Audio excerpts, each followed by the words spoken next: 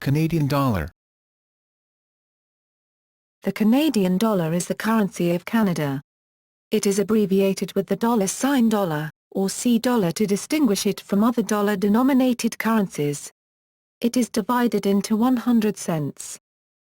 Owing to the image of a loon on the $1 coin, the currency is sometimes referred to as the loonie, though this term is often reserved only for the coin itself. See loonie. History. From the Canadian pound to the Canadian dollar. In 1841, the province of Canada adopted a new system based on the Halifax rating. The new Canadian pound was equal to $4, 92.88 grains gold, making £1 equal to £1, 4 shillings, and 4 pence Canadian. Thus, the new Canadian pound was worth 16 shillings and 5.3 pence. The 1850s was a decade of wrangling over whether to adopt a sterling monetary system or a decimal monetary system based on the US dollar. The local population, for reasons of practicality in relation to the increasing trade with the neighboring United States, had a desire to assimilate their colonial currency with the American unit, but the imperial authorities in London still preferred sterling as the sole currency throughout the British Empire. In 1851, the Legislative Council and the Legislative Assembly passed an act for the purposes of introducing a pound sterling unit in conjunction with decimal fractional coinage. The idea was that the decimal coins would correspond to exact amounts in relation to the US dollar fractional coinage. As a compromise, in 1853 an act of the Legislative Council and Assembly of the Province of Canada introduced the gold standard into the colony, based on both the British gold sovereign and the American gold eagle coins. This gold standard was introduced with the gold sovereign being legal tender at PS1 equals $4 and 86 cents 2/3. No coinage was provided for under the 1853 Act. Sterling coinage was made legal tender and all other silver coins were demonetized. The British government in principle allowed for a decimal coinage but nevertheless held out the hope that a sterling unit would be chosen under the name of Royal. However, in 1857, the decision was made to introduce a decimal coinage into the province of Canada in conjunction with the US dollar unit. Hence, when the new decimal coins were introduced in 1858, the colony's currency became aligned with the US currency, although the British gold sovereign continued to remain legal tender at the rate of PS1 equals 4.86 and 2/3 right up until the 1990s. In 1859, Canadian colonial postage stamps were issued with decimal denominations for the first time. In 1861, the colonies of New Brunswick and Nova Scotia followed the colony of Canada in adopting a decimal system based on the US dollar unit. In the following year, Canadian colonial postage stamps were issued with the denominations shown in dollars and cents.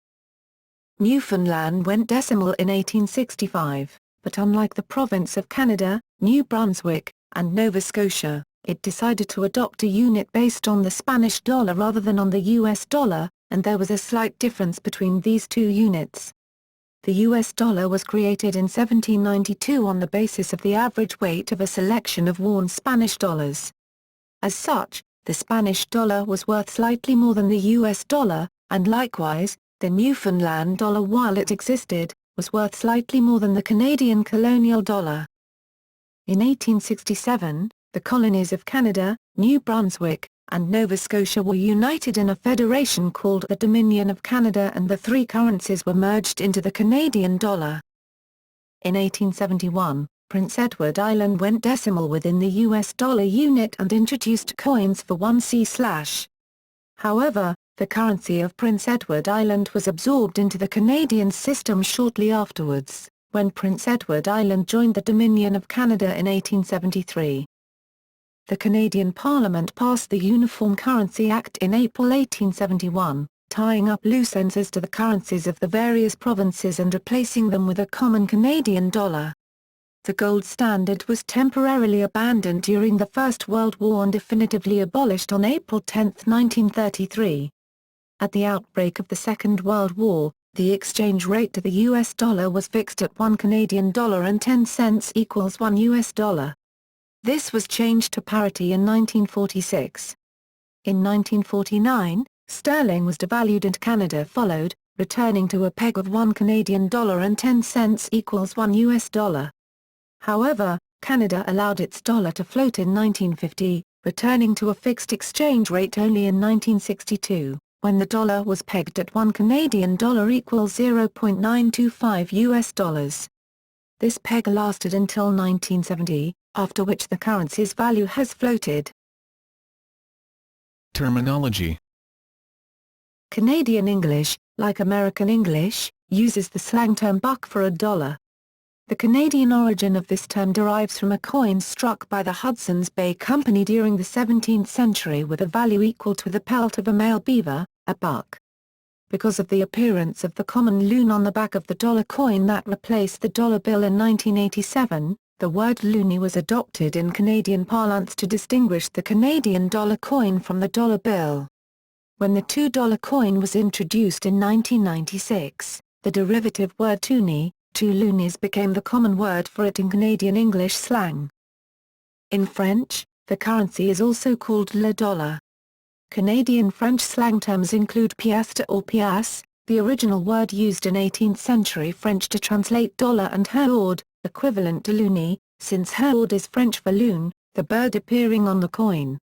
The French pronunciation of cent, pronounced similarly to English as /cent/ or /sen/, not like the word for hundred, /za/ or /za/ is generally used for this subdivision.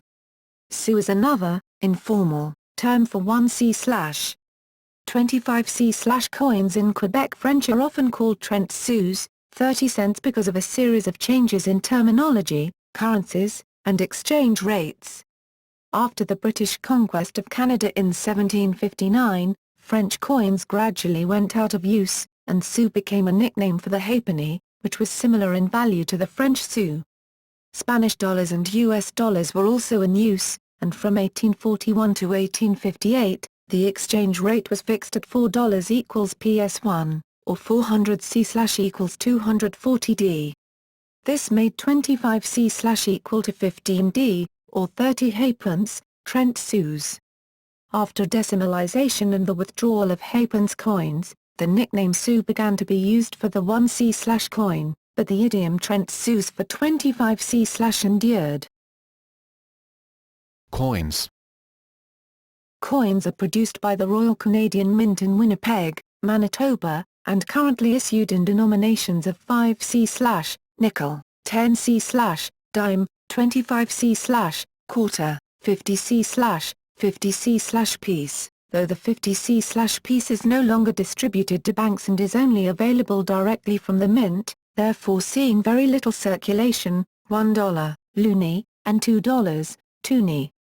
The last 1 C/, penny, to be minted in Canada was struck on Friday, May 4, 2012, and ceased its distribution on February 4, 2013. Ever since, the price for a cash transaction may be rounded to the nearest nickel, though the penny continues to be legal tender. The Royal Canadian Mint has copyrighted these coins. The standard set of designs has Canadian symbols, usually wildlife, on the reverse, and an effigy of Elizabeth II on the obverse. However, some pennies, nickels, and dimes remain in circulation that bear the effigy of George VI.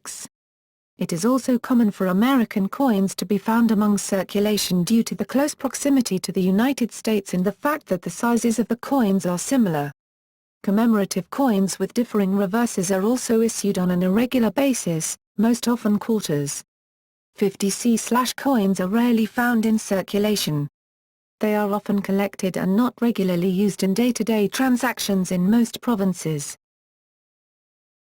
History. In 1858, bronze 1 C/ and 0.925 silver 5 C/, 10 C/ and 20 C/ coins were issued by the province of Canada. Except for 1 C/ coins struck in 1859, no more coins were issued until 1870, when production of the 5 C/ and 10 C/ was resumed and silver 25 C/ and 50 C/ were introduced. Between 1908 and 1919, sovereigns, legal tender in Canada for $4.86 2/3, was struck in Ottawa with a C mint mark. Gold $5 and $10 coins were issued between 1912 and 1914. In 1920, the size of the 1C/ was reduced and the silver fineness of the 5C/, 10C/, 25C/ and 50C/ coins was reduced to 0.800 silver/ 0.200 copper. This composition was maintained for the 10C/, 25C/ and 50C/ piece through 1966, but the debasement of the 5C/ piece continued in 1922 with the silver 5C/ being entirely replaced by a larger nickel coin. In 1942, as a wartime measure, nickel was replaced by tomback in the 5C/ coin, which was changed in shape from round to dodecagonal. Chromium-plated steel was used for the 5C/ in 1944 and 1945 and between 1951 and 1954, after which nickel was readopted. The 5C/ returned to a round shape in 1963. In 1935, the 0.800 silver Voyager dollar was introduced. Production was maintained through 1967 with the exception of the war years between 1939 and 1945. In 1967 both 0.800 silver / 0.200 copper and, later that year, 0.500 silver / 0.500 copper 10C/ and 25C/ coins were issued. 1968 saw further debasement. The 0.500 fine silver dimes and quarters were completely replaced by nickel ones mid-year. All 1968 50C/ and $1 coins were reduced in size and coined only in pure nickel. Thus, 1968 marked the last year in which any circulating silver coinage was issued in Canada. In 1982, the 1C/ coin was changed to dodecagonal, and the 5C/ was further debased to a cupro-nickel alloy. In 1987, a $1 coin struck in aureate-plated nickel was introduced. A bimetallic $2 coin followed in 1996. In 1997, copper-plated zinc replaced bronze in the 1C/, and it returned to a round shape. This was followed, in 2000, by the introduction of even cheaper plated steel 1C/, 5C/, 10C/, 25C/ and 50C/ coins, with the 1C/ plated in copper and the others plated in cupro-nickel. In 2012, the multiply plated steel technology was introduced for $1 and $2 coins as well. Banknotes. The first paper money issued in Canada denominated in dollars were British Army bills, issued between 1813 and 1815. Canadian dollar banknotes were later issued by the chartered banks starting in the 1830s, by several pre-Confederation colonial governments, most notably the Province of Canada in 1866, and after Confederation, by the Dominion of Canada starting in 1870. Some municipalities also issued notes, most notably Depression's scrip during the 1930s.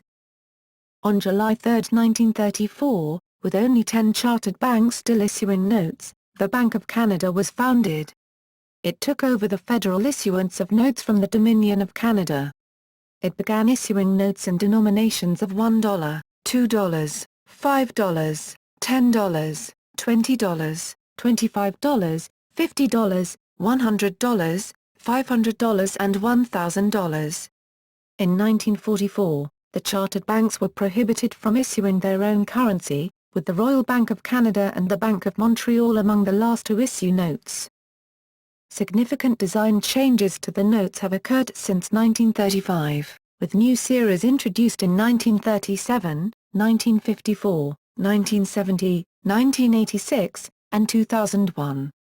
In June 2011, newly designed notes printed on a polymer substrate, as opposed to cotton fiber, were announced. The first of these polymer notes, the $100 bill, began circulation on November 14, 2011, the $50 bill began circulation on March 26, 2012, the $20 denomination began circulation on November 7, 2012. and the $5 and $10 denominations began circulation on November 12, 2013. All banknotes are currently printed by the Ottawa-based Canadian Banknote Company under contract to the Bank of Canada. Previously, a second company, BA International, founded 1866 as British American Banknote Company, shared printing duties. In 2011, BA International announced it would shutter its banknote printing business and cease printing banknotes at the end of 2012. Legal tender. Canadian dollar banknotes issued by the Bank of Canada are legal tender in Canada. However, commercial transactions may legally be settled in any manner agreed by the parties involved. Legal tender of Canadian coinage is governed by the Currency Act, which sets out limits of $40 if the denomination is $2 or greater but does not exceed $10, $25 if the denomination is $1, $10 if the denomination is 10C/ or greater but less than $1, $5 if the denomination is 5C/, 25C/ if the denomination is 1C/. Retailers in Canada may refuse banknotes without breaking the law. According to legal guidelines, the method of payment has to be mutually agreed upon by the parties involved with the transactions. For example, stores may refuse $100 banknotes if they feel that would put them at risk of being counterfeit victims. However, official policy suggests that the retailers should evaluate the impact of that approach. In the case that no mutually acceptable form of payment can be found for the tender, the parties involved should seek legal advice. Canadian dollars, especially coins, are accepted by some businesses in the northernmost cities of the United States and in many Canadian snowbird enclaves, just as US dollars are accepted by some Canadian businesses. In 2012, Iceland considered adopting the Canadian dollar as a stable alternative to the Icelandic krona. Canada was favored due to its northern geography and similar resource-based economy, in addition to its relative economic stability. The Canadian ambassador to Iceland said that Iceland could adopt the currency, although Iceland ultimately decided not to move on with the proposal. Value. Since 84.2% of Canada's exports go and 56.7% of imports into Canada come from the US, Canadians are interested in the value of their currency mainly against the US dollar. Although domestic concerns arise when the dollar trades much lower than its US counterpart, there is also concern among exporters when the dollar appreciates quickly. A rise in the value of the dollar increases the price of Canadian exports to the US. On the other hand, there are advantages to a rising dollar, in that it is cheaper for Canadian industries to purchase foreign material and businesses. The Bank of Canada currently has no specific target value for the Canadian dollar and has not intervened in foreign exchange markets since 1998. The bank's official position is that market conditions should determine the worth of the Canadian dollar, although the BOC occasionally makes minor attempts to influence its value. On world markets, the Canadian dollar historically tended to move in tandem with the US dollar. An apparently rising Canadian dollar, against the US dollar, was decreasing against other international currencies. However, during the rise of the Canadian dollar since 2002, it has gained value against the US dollar as well as other international currencies. In recent years, dramatic fluctuations in the value of the Canadian dollar have tended to correlate with shifts in oil prices, reflecting the Canadian dollar's status as a petrocurrency owing to Canada's significant oil exports. The Canadian dollar's highest ever exchange rate was $2.78, reached on July 11, 1864 after the United States had temporarily abandoned the gold standard. Unlike other currencies in the Bretton Woods system, whose values were fixed, the Canadian dollar was allowed to float from 1950 to 1962. Between 1952 and 1960, the Canadian dollar traded at a slight premium over the US dollar, reaching a high of $1.0614 on August 20, 1957. The Canadian dollar fell considerably after 1960, and this contributed to Prime Minister John Diefenbaker's defeat in the 1963 election. The Canadian dollar returned to a fixed exchange rate regime in 1962 when its value was set at $0.925, where it remained until 1970. As an inflation-fighting measure, the Canadian dollar was allowed to float in 1970. Its value appreciated and it was worth more than the US dollar for part of the 1970s. The high point was on April 25, 1974, when it reached $1.0443. The Canadian dollar fell in value against its American counterpart during the technological boom of the 1990s that was centered in the United States, and was traded for as little as $0.6179 US on January 21, 2002, which was an all-time low. Since then, its value against all major currencies has risen due, in part, to high prices for commodities, especially oil, that Canada exports. The Canadian dollar's value against the US dollar rose sharply in 2007 because of the continued strength of the Canadian economy and the US currency's weakness on world markets. During trading on September 20, 2007 it met the US dollar at parity for the first time since November 25, 1976. Inflation in the value of the Canadian dollar has been fairly low since the 1990s. In 2007 the Canadian dollar rebounded remarkably, soaring 23% in value. On September 28, 2007, the Canadian dollar closed above the US dollar for the first time in 30 years, at $1.0052. On November 7, 2007, it hit $1.1024 during trading, a modern-day high after China announced it would diversify its $1.43 trillion foreign exchange reserve away from the US dollar. By November 30, however, the Canadian dollar was once again at par with the US dollar, and on December 4, the dollar had retreated back to 98 cents, through a cut in interest rates made by the Bank of Canada due to concerns about exports to the US. Due to its soaring value and new record highs, the Canadian dollar was named the Canadian Newsmaker of the Year for 2007 by the Canadian edition of Time magazine. The rise in value has affected the book and book publishing industry, where buyers have been accustomed to fixed prices on the backs of their books. One for the Canadian market and another one for the American market. Reserve currency. A number of central banks, and commercial banks, keep Canadian dollars as a reserve currency. The Canadian dollar is considered to be a benchmark currency. In the economy of the Americas, the Canadian dollar plays a similar role to the one that the Australian dollar, AUD, does in the Asia-Pacific region. The Canadian dollar, as a regional reserve currency for banking, has been an important part of the British, French and Dutch Caribbean states' economies and finance systems since the 1950s. The Canadian dollar is held by many central banks in Central America and South America as well. The holding of the Canadian dollar in Latin America is done so because of each nation's nationally important issues of remittances and international trade. By observing how the Canadian dollar behaves against the US dollar, foreign exchange economists can indirectly observe internal behaviors and patterns in the U.S. economy that could not be seen by direct observation. The Canadian dollar has fully evolved into a global reserve currency only since the 1970s, when it was floated against all other world currencies. Some economists have attributed the rise of importance of the Canadian dollar to the long-term effects of the Nixon shock that effectively ended the Bretton Woods system of global finance. Current exchange rates.